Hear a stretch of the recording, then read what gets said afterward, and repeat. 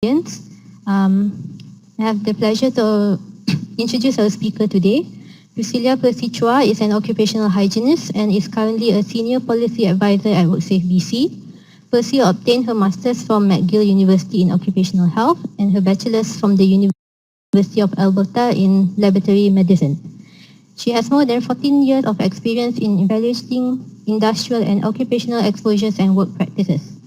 As a policy advisor, she is responsible for crafting health and safety regulations and policies. In her previous role as a prevention officer at WorkSafe BC, she inspected a variety of workplaces in healthcare, manufacturing, retail, construction, and film. She has also spearheaded initiatives focusing on specific sectors such as craft breweries. She is accredited as a CIH, ROH, and CRSP, and is active in the national arena of occupational hygiene. Please join me in welcoming our speaker today.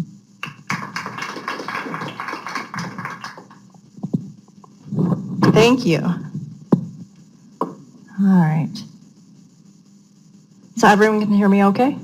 Yes? Okay. All right. So thanks for the introduction. My name is Percy and I'm a senior policy advisor at WorkSafe. I just wanted to preface this by saying that I did present this last year in 2017 in Seattle. So if any of you were there, Karen, you'll be receiving this presentation. Also, I wanted to say that I completed a bulk of this project on craft breweries in the summer of 2015. So it's been a little while when I was an occupational hygiene officer. So there might be some lag time in terms of the statistics. For those who don't know what an occupational hygiene officer is, we're basically the ones that inspect for OHS compliance. So in the next hour, we're going to be talking about craft breweries. Now, by a show of hands, how many of you like beer?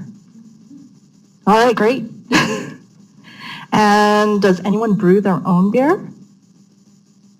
No home brewers? Oh, yes. Hey, awesome. Okay, fantastic. Well, some of this information might be more pertinent to you.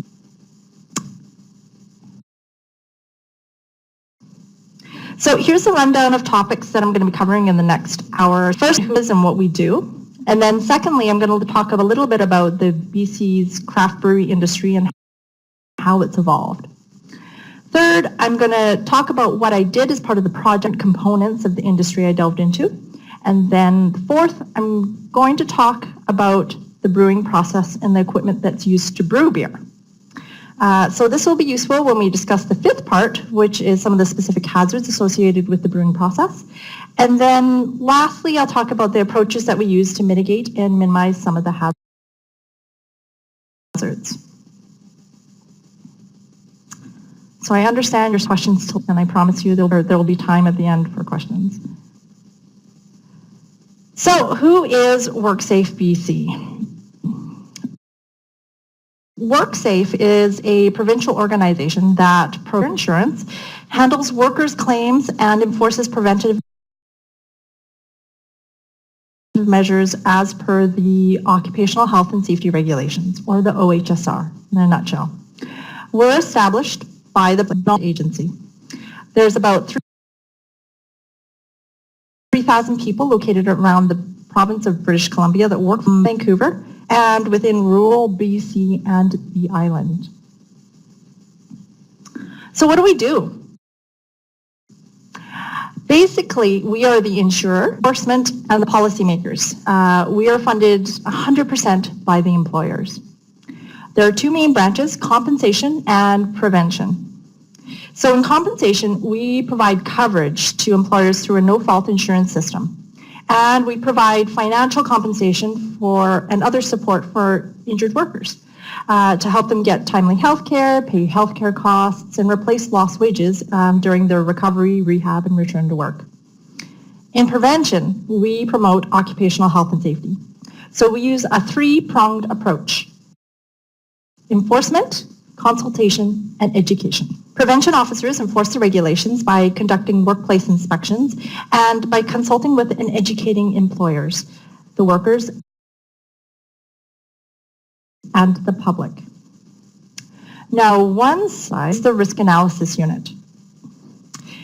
This is a newly formed unit that's about 4 years old now. And I did this project as part of the RAU, or the Risk Analysis Unit. So what's the role of the Risk Analysis Unit? Well, the unit's aim is to identify and mitigate risks that might otherwise go unnoticed, including emerging risks in fast-growing industries such as craft brewing.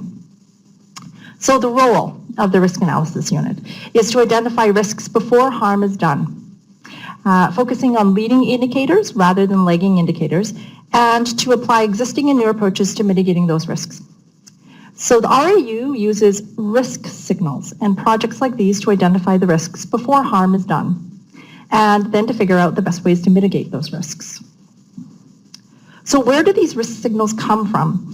They come from a variety of internal and external sources, which include internally, internal subject matter experts, or SMEs, the internal databases, and as well as a shared mailbox for internals if they heard anything in the media or in their news feeds. Now, in terms of external sources, we have Google Alerts. And this monitoring system provides risk signals based on the parameters we input. So right now, there's about 150 separate parameter sets, and these are reviewed daily to determine the relevance and to assess how novel they are. We also look at specific information feeds. There's about 200 monitoring right now, and they range from health and safety associations to news organizations to government agencies. And some are monitored via automated, while others are monitored manually on a periodic basis.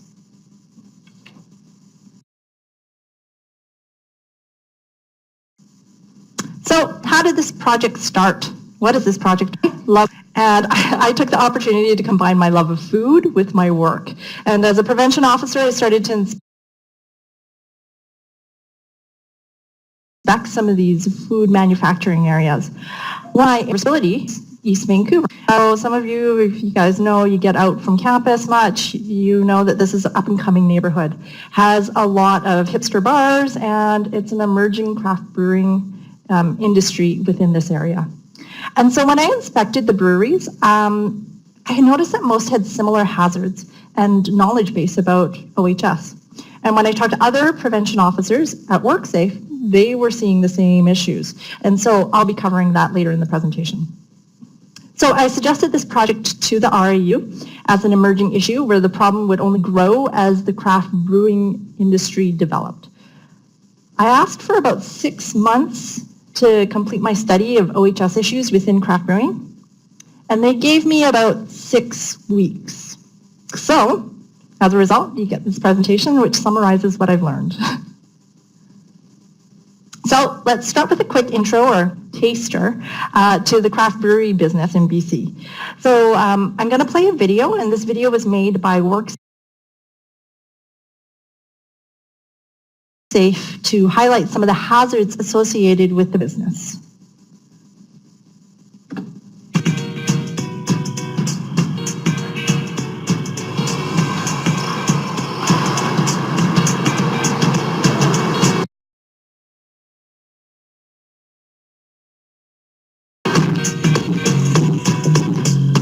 Part of my inspectional process, I was able to actually look at some of the food industries within my area. And craft brewing had similar issues. Occupational hygiene officers, areas that have looked at craft breweries, it looked like they were all falling down on the same health and safety concerns. Naturally, when WorkSafe comes and asks you to get your sort of whoa, but after she explained the project, and it's something that I think really fit well with what we have been wanting to do in the industry for the last several years. Craft beer has seen an insurgence of numbers of breweries and production facilities. And I think it's probably about time that we all get on the same page as far as health and safety is concerned. It's actually a very difficult question, have to be under a certain volume per year to be agreed. It's an absolutely wonderful process. It's got a lot of history to it. Part science, part dark craft, and it's all sort of melded into one. Larger, you have numerous number of workers and the expertise to actually focus in on health and safety issues. With breweries, we're working with a skeleton crew, so a crew of about 15 individuals. When you take a look around at the people that work here, they genuinely want to be here. They're a very engaged workforce, but there's also a sense of creative license that we can take. So you end up with an industry with a lot of passionate brewers, but they're not really knowledgeable of the risks that are associated with the brewing process. I've been in the industry a long time, and yeah, there are a lot of hazards that are associated with the production of beer. Confined space, ergonomics, CO2 awareness, there's a myriad of hazards out there. Those hazards. Red Truck has a really good health and safety system. They communicated well to their workers in regards to the hazards. Their tanks were signed with confined spaces. They also had a carbon dioxide monitor. Carbon dioxide is used a lot within breweries, so some craft breweries have sterility within their tanks. Some of them actually bubble it through when they're actually doing bottling. Carbon dioxide is a major issue within craft breweries just because you can't see it, you can't smell it, but high levels can affect you. Because essentially everybody has a voice. If I see somebody with other glasses, it's a reminder. I expect the same from somebody else on the floor to me. So make sure that everybody always has that at the back of their mind, that, you know what, we can put out a good product, but we need to do it safely. I think we're getting there. As with any employer, it takes time to actually build. We're slowly closing the gap. It might take a little while, but we're getting there. I've been trying to grow one for about 15 years, and this is as far as I've gotten. The craft beer and beer with a toque and skinny jeans, and not able to do any of those.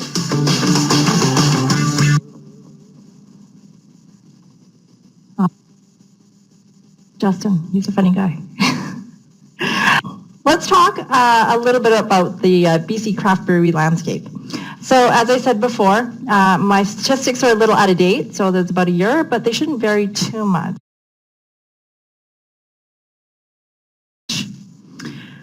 Now, as mentioned in the video, the craft breweries are defined. So it's pretty much those that create about 15,000 to 350,000 hectoliters per year. Within Canada, beer is the #1 alcoholic beverage, both in production and consumption. And approximately 40% of Canadian breweries are independent breweries. So those that aren't really owned by Anheuser-Busch or Molson.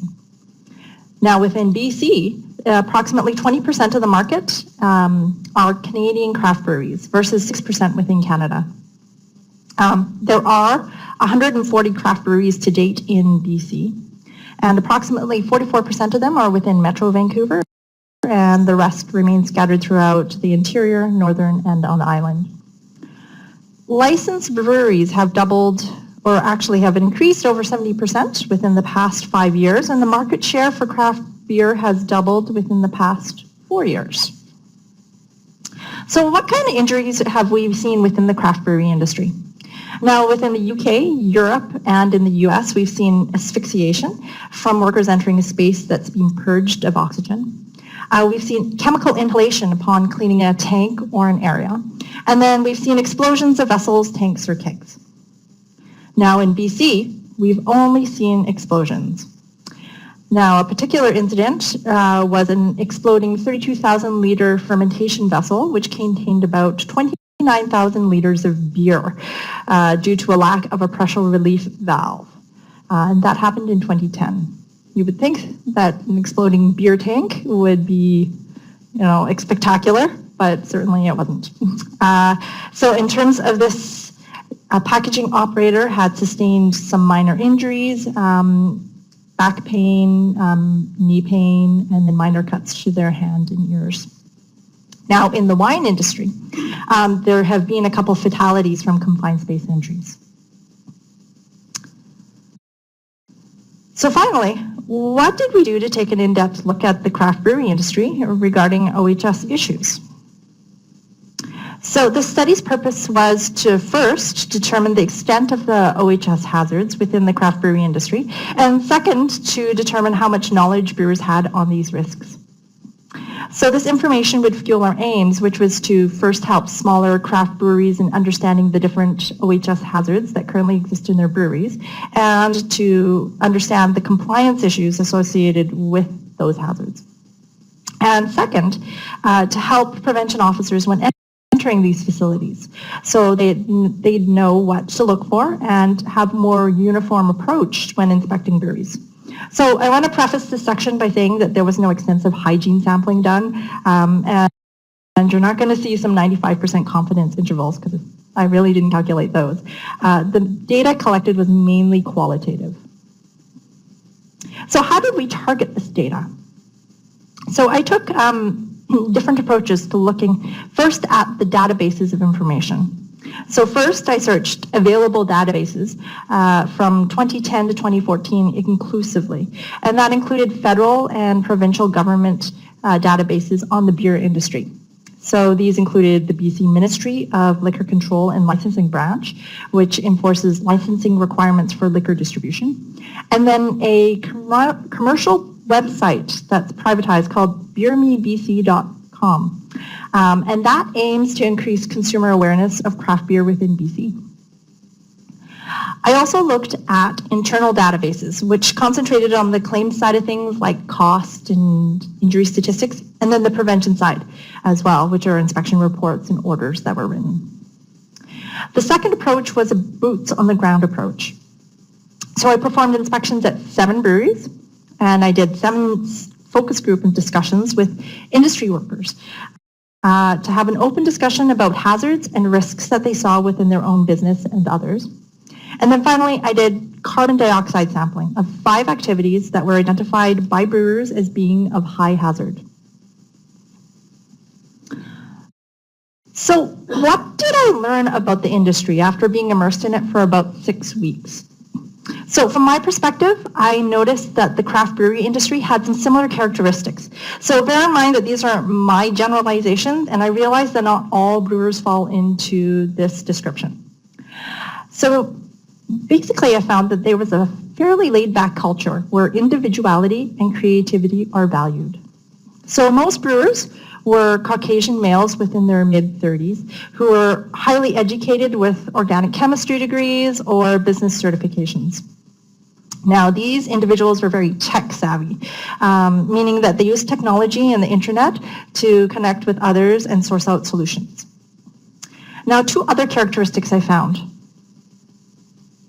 Oops. There we go. Networking. They like to network with other brewers. So they're very happy to share ideas and troubles, but they're very secretive about their recipes. It's not uncommon for brewers to have collaboration brews where a larger brewery actually partners with a smaller one, and they share the availability of in-house packaging or tank space. Also, innovation and resourceful solutions. So for example, instead of using water bath, they used a sous vide machine, which is a specialized kitchen equipment used in restaurants. Or another example is they used dairy equipment for brewing tanks. But this also meant that they were creative on solutions for health and safety, and we can talk more about this later. Now, statistics. From 2010 to 2014, WorkSafe BC registered about 623 claims within the craft brewery industry. And of these claims, about $1.6 million was paid out. 6,700 worker days were lost as a result of a claim, and as shown on this graph here, 228 were a result of a short-term disability, a long-term disability, or a fatality. And of these claims, 22 were classified as serious injuries. And as you can see, there has been a 50% increase in claims in the past 4 years on this graph. Now, this graph displays claims of how incidents occur or cause the injury. So total injuries in each year show a rising trend, as you can see here, with a large number attributed to overexertion, which are these gray bars bluey gray bars here. But second and third most are struck by and struck against injuries. So through focus group discussions, claims are being underreported, and only serious injuries that require external medical aid, such as needing an ambulance or hospital, are being disclosed. So the actual number of injuries are expected to be higher than reported. Now this pie chart shows the nature of injury, so in other words, the injury that resulted from the incident. So 49% of the claims are from strains, and over half of these are from back strain. Through focus group discussions, a major cause of strain injury was from improper lifting technique or body contortions when working in small areas. From focus groups, most frequently identified injuries caused from burns are from burns from heat and from chemicals.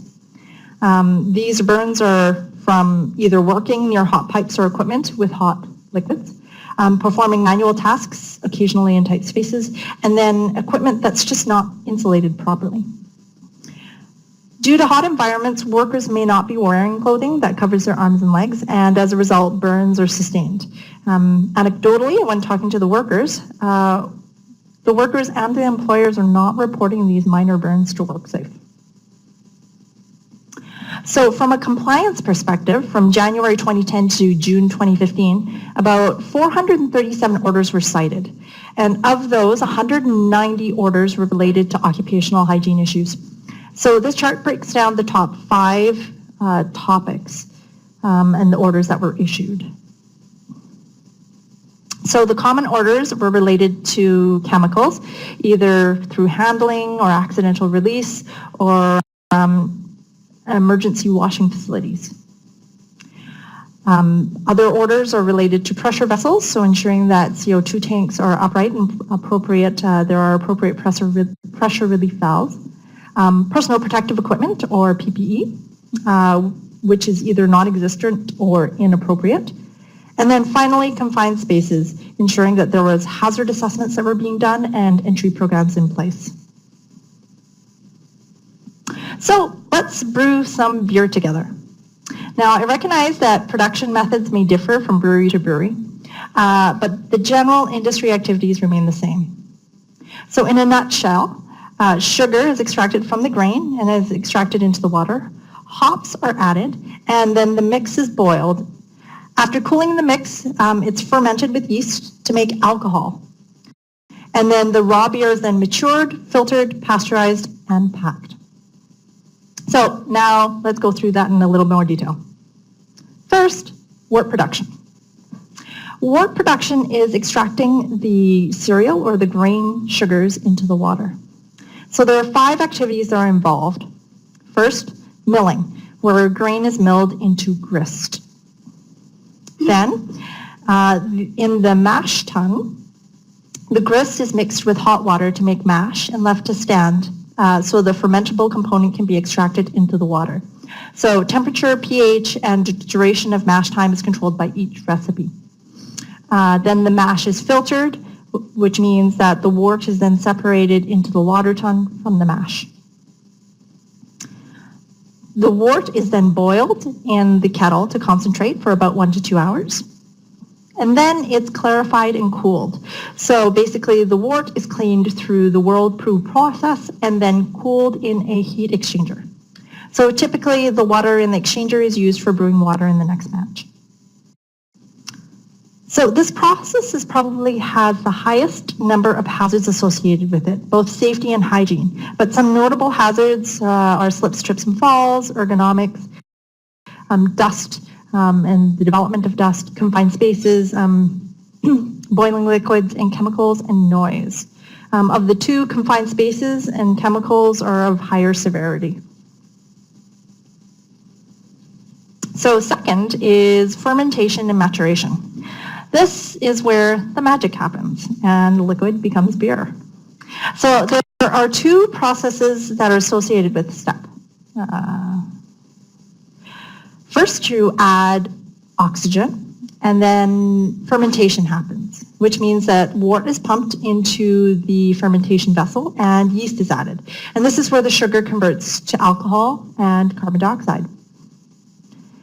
It's then cooled to stop the sugar conversion, and then the yeast is reharvested for reuse.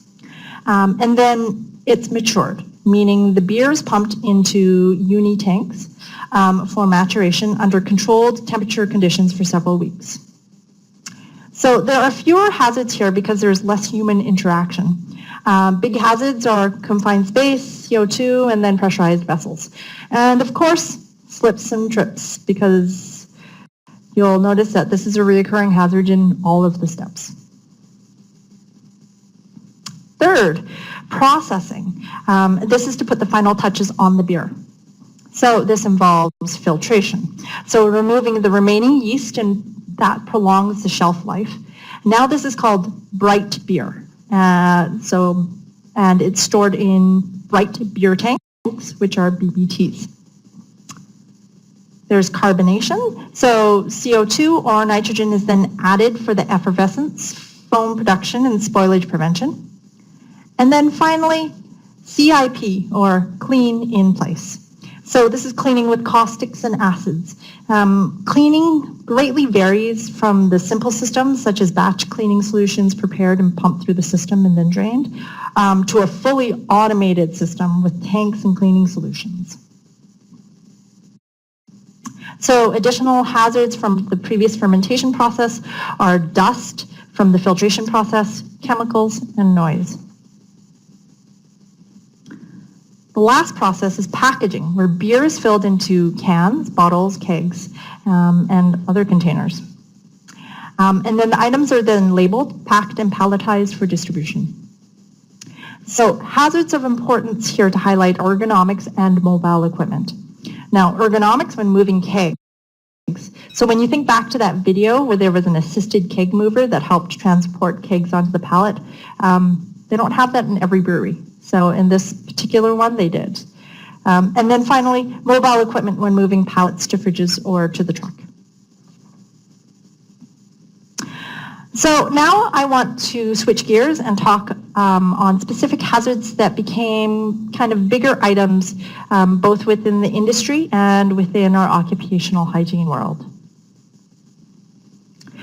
So this slide was created primarily for an American audience, so when I was presenting last year.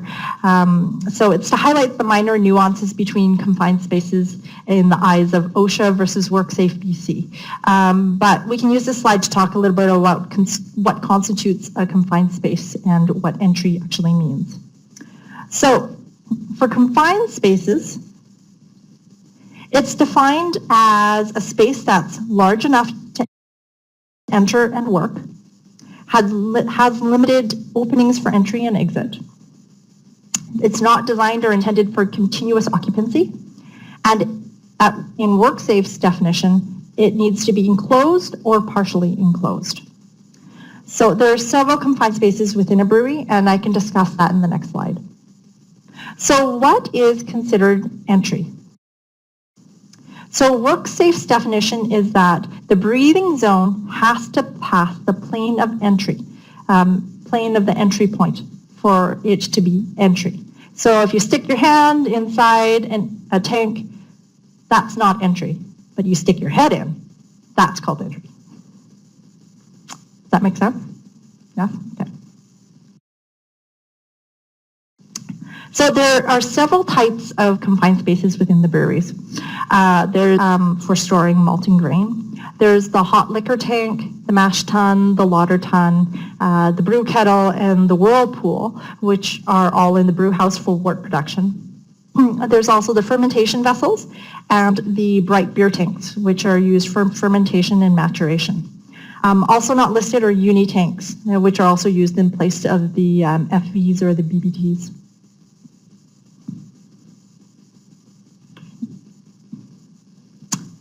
So, typical issues.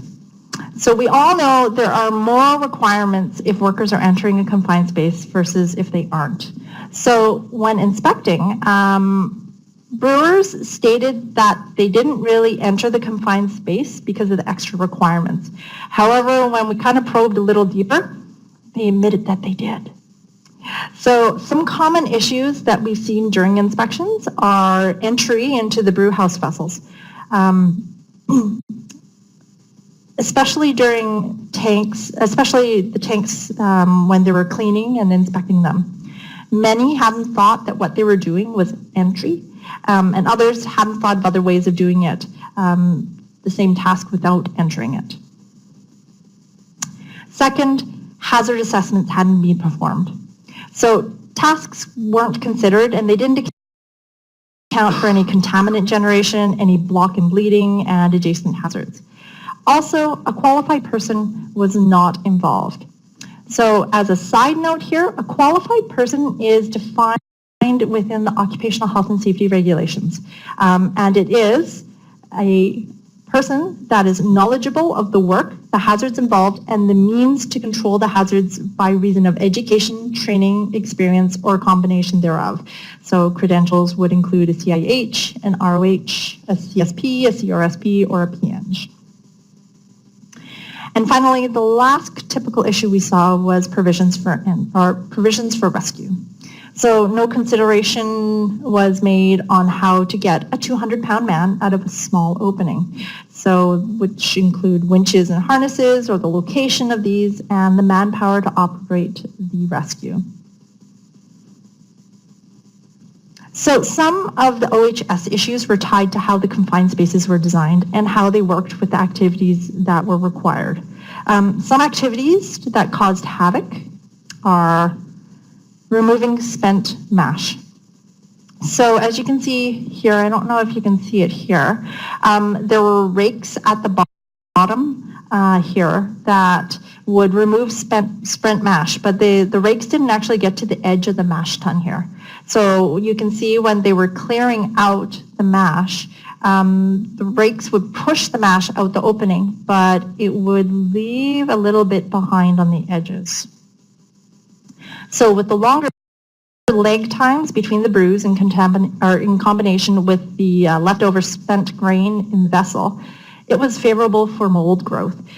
And this would finally affect the quality of the product in the next brew. Some brewers found that that little spent mash really didn't affect the quality of the brew. However, some brewers were very particular about the cleanliness. Second, clean in place, or CIP. So most breweries had a CIP system installed in their tanks, which ranged from simple systems to fully automated, as I had mentioned earlier. These don't clean all places within the tanks, so sometimes brewers needed to jump into the tanks to remove the plates underneath the mash tun to clean the grit out. Also, the standards of cleanliness, or the levels of clean, are the brewer's preference. So some preferred a more thorough clean, removing the plates and the chemical, doing a chemical clean, while others just accepted a simple flush. They used caustics commonly to sanitize and passivate the tanks pre and post use. And these would include alkaline detergents such as sodium hydroxide, or acid detergents and sanitizers, which include hydrochloric acid, nitric acid, peracetic acid, and phosphoric acid. In terms of bleach, some brew houses used this solution for cleaning and sanitation, and some employers actually used alternatives to avoid the hazardous byproduct of chlorine gas when they accidentally mix it with acid. And finally, the additives to the brew kettle. That was some of the design issues. There was calcification or residual on the inner walls of the brew kettle. And these are typically condensed on the coil, which are located at the bottom of the kettle, leaving it very difficult to clean. So why are these issues? Because some of the equipment was being inherited or being sold to smaller breweries as bigger breweries were buying more equipment to grow. And also then that problem is inherited to the small brewery that actually takes the equipment. Also, it was an issue because of the innovative and creative ways to use the equipment. So, as I said, they used dairy tanks altered dairy tanks to hold beer, and sometimes some of these tanks were just very poorly made with welds. So the second issue second hazard I wanted to talk to is CO2 then. So this hazard arrives when CO2 levels are high enough to create an oxygen deficient environment.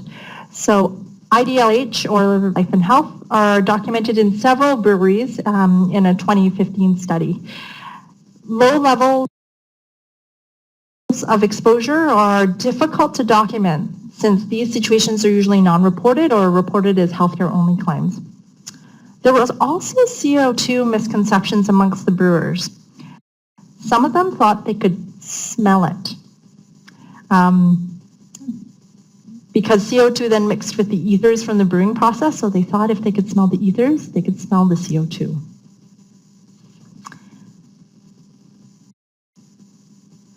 So to quantify this reach within breweries, I measured about 5 common activities. First is the bright tank release, post-clean and pre-fill.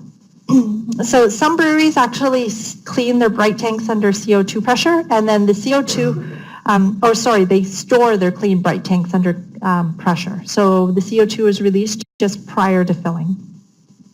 Second, the automated bottling line. So not many craft breweries have this automation, but if they do, in this situation, the filler used a double pre-evacuation process where the bottles were purged with CO2 twice before filling and capping. Third is a manual keg fill. There's several different methods for manual keg filling used within the industry, but in this situation, the kegs were then purged with CO2 2 times during the process, once prior to filling the beer to condition the tank, and second, post-fill for carbonation. The fourth activity was a manual keg washer, which is a standard piece of equipment in small breweries, and then wash and fill, which is a rarity amongst small breweries due to the amount of space required, but we saw that in the video with the keg washer. So there are 2 activities I wanted to talk more in detail. So there's the bright tank release. In this situation, a bright tank within the cellar area was being vented, and the pressure relief valve on a 10,000 liter tank was opened for 15 minutes, dropping the internal tank pressure by 1 bar. Measurements were taken pre and post release. As you can see, the valve was opened at around 30 minutes after starting the data logger. The carbon dioxide levels ranged and averaged about 1,400 ppm throughout the monitoring period, with a baseline about 900 ppm, 4,800 ppm, just prior to shutting off the valve. So levels took approximately 20 minutes to reach baseline.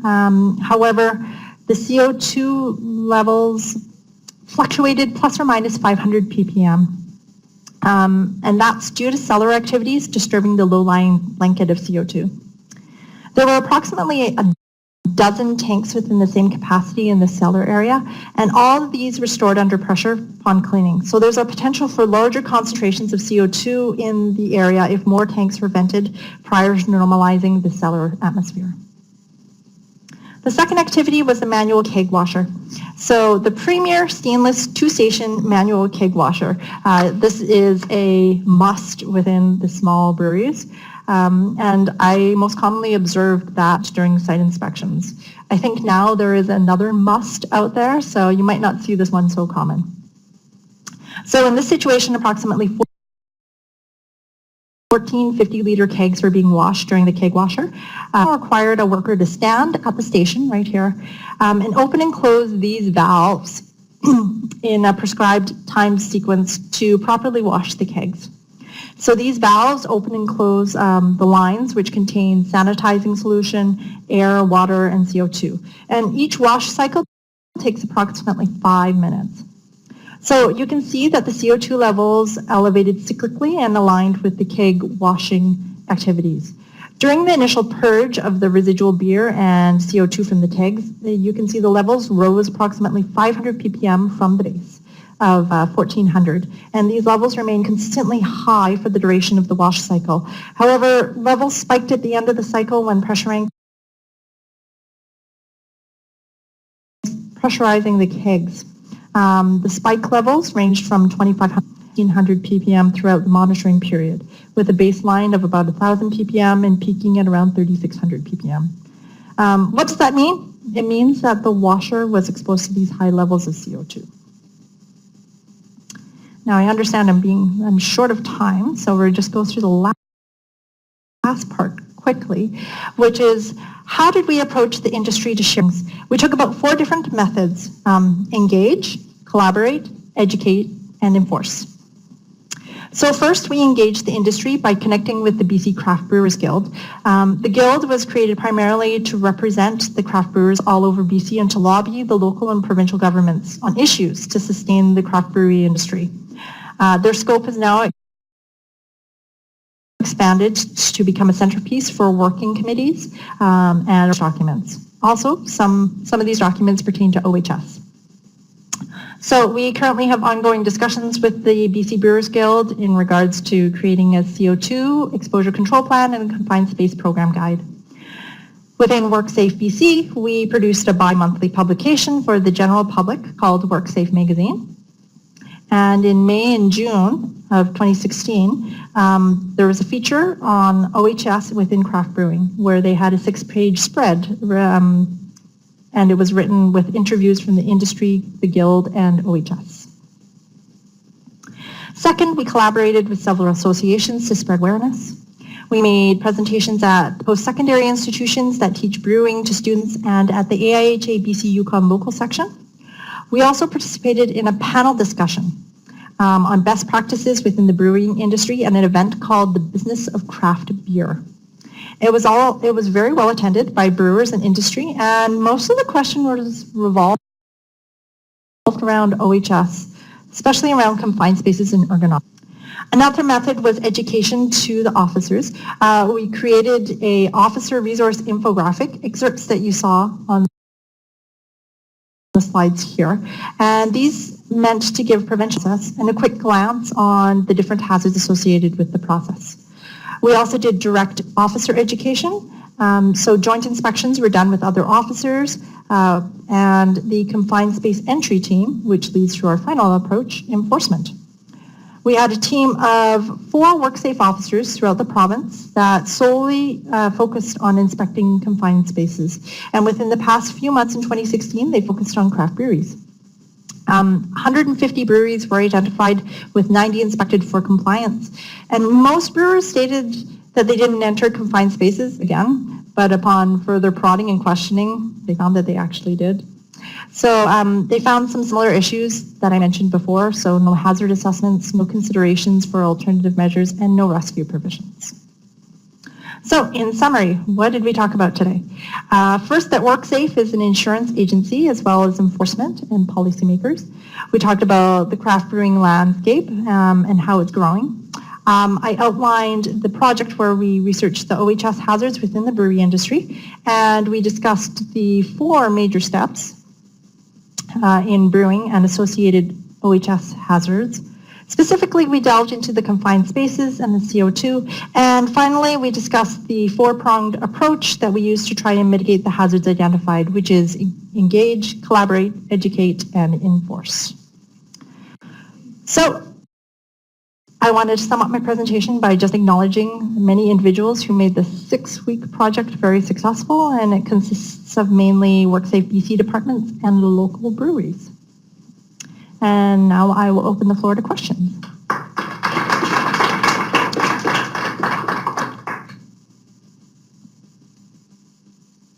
Very much, Percy, for this fantastic presentation. I think some of us will go for beers after all, it's Friday. So while I'm going to let the audience here think about their questions, I will start with a couple of questions that our remote listeners have for you.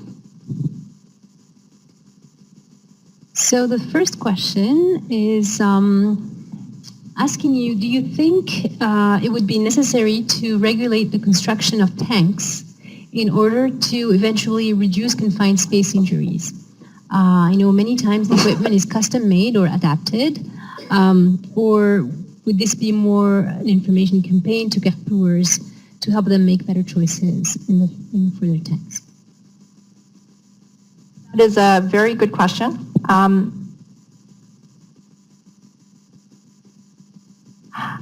So we actually did engage with some of the tank manufacturers and talking about how to construct them so that there were fewer confined spaces. In terms of regulating the construction of tanks, that's not something that WorkSafe does. However, the Brewers Guild has taken on some of this information and have moved forward with it since they understand that most tanks were confined spaces. So there has been some movement on it, but not from WorkSafe's perspective.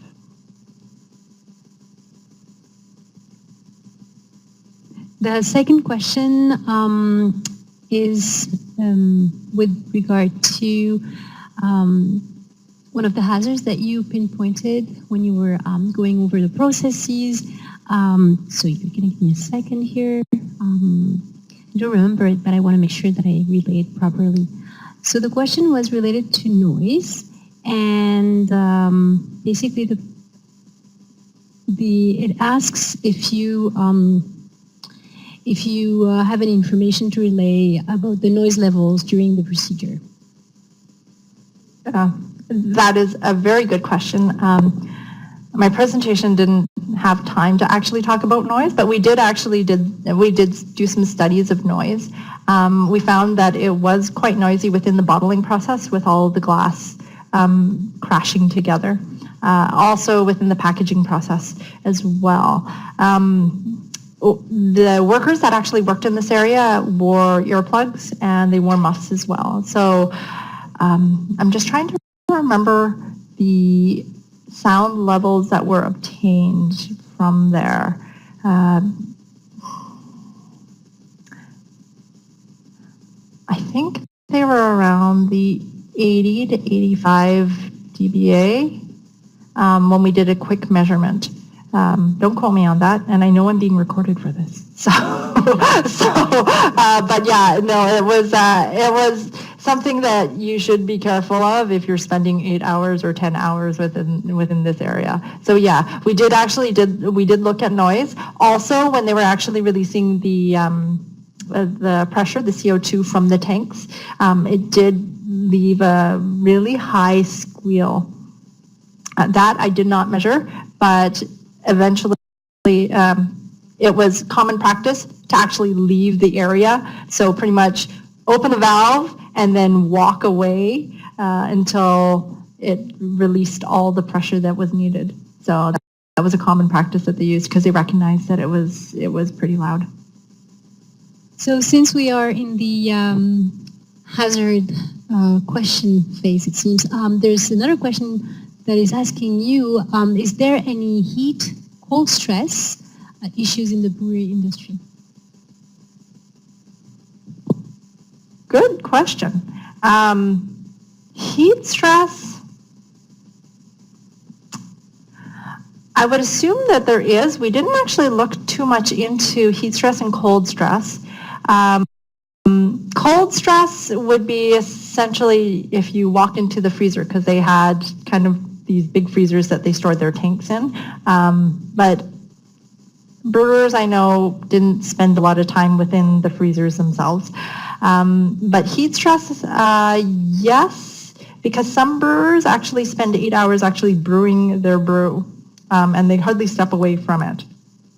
And it gets pretty hot in the summer when we went and talked to some of the brewers there. So imagine standing over a kettle that has 39,000 liters of boiling liquid and it's 25, 30 degrees out. It gets pretty hot.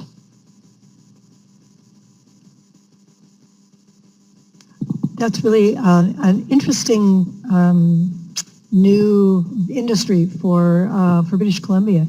And the concept, what I'm interested in is the concept about dealing with these really small individual operations that together form, quite a large percentage now of work in British Columbia, including, having the training through Quantland and things like that. So 2 questions. what was the kind of average number of employees per craft operation? And in the end, I know that you did, some really cool work in putting together these educational pieces. But can you kind of think about where WorkSafe may be going with the whole concept of small but multiple operations around BC for how to regulate them and how often they'll be inspected, things like that? So I'll see if I can remember those two questions. The first one is pretty simple. There was when I went around and took a look at some of the breweries within the interior as well as here in the Lower Mainland, there was on average about, I'd say 10 workers or less within each of the breweries. I would say there would be more around 5 to 10 workers. So it was quite small, and the owner was typically like the brewmaster as well as the helping hand, which is also including inventory. So he did pretty much everything. And he'd have some people that would help for packaging and stuff like that. In terms of the education, for the confined space entry team that actually went out and took a look at some of the breweries, their purpose was to actually educate employers on confined spaces. So they did that with other industries such as agriculture. I think they looked at tank trucks that move gasoline or milk. And craft breweries was just one of the industries that they had focused on within 2016 to do their inspections on. So in terms of where we're going in terms of inspecting for the confined spaces, that was mainly for education and ensuring that if there were hazard assessments that needed to be done, that they were done. And then an entry program, if they needed to enter the tank, whether they would actually have something in place for that. The most important part would be the rescue provisions and making sure that there was provisions for rescue if there was an incident that occurred. Does that answer your question, Karen? Yeah? Okay. Talking about, can you hear me? So talking about the regulation aspect, there's a question asking if there is a specific provincial legislation that's available on labeling. And so the question is really two-pronged question, because there's the first one, labeling around confined spaces, and then the other one is labeling around carbon dioxide monitoring or labels in general. So our remote listener is asking if that exists within the craft brewery in BC, and if so, whose jurisdiction is it to progressively police? So for confined spaces, yes, there is labeling. It needs to be labeled as a confined space, and it needs to be labeled with what do workers do? So do not enter. So that's pretty much what it needs to be labeled as. If there is entry that's required, then there is additional additional requirements. Typically, it needs to be labeled at the entry point. And if you can't label it with a sign, then you label it with some kind of indication. So either you paint the entry of the confined space with yellow or a certain color so that workers will know that that is a confined space. Now, in terms of carbon dioxide and areas with high carbon dioxide, there isn't really a requirement for labeling, and since carbon dioxide is such a fluid, it comes in and goes in terms of high concentrations, especially within here in those tank pits. There isn't really a requirement to actually do that. What they did do in some of the breweries was they actually cordoned off the area. So then workers weren't actually going into these areas when the CO2 was being released. Also, they did have the carbon dioxide monitors around, so if there was a high level, these really screeching loud monitors went off, and they had flashing lights, and so everyone knew to actually evacuate the area if that were to occur. So no labeling requirements, but there are other indicators. Well, I'm going to end with a kind of a funny question. Did your inspections change the type of beer you drink? I'll tell you who's asking. It's someone you know.